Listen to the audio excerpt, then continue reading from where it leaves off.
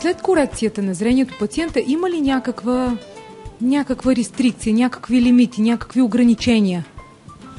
Да. След всяка оперативна интервенция, по принцип, трябва да се спазва някакъв режим. Както казахме, лазерната корекция не е оперативна интервенция, но все пак добре е пациентите да спазват някакъв режим. Единственото ограничение е да не се ползват обществени басейни, капални, в продължение на около месец след процедурата, защото може чрез водата да влезе някаква инфекция в окото.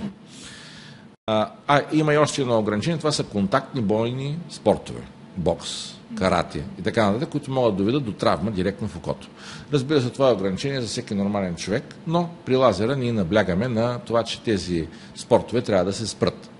Хората, които работят на бюро, юристи, лекари, икономисти и така нататък, могат да се върнат към обичайната си работа 3 дена след процедурата, даже и по-малко. Обикновено ние извършваме процедурата в петък, за да може в събота и неделя всякакви усещания да отпаднат и в понеделник пациента да е на работа.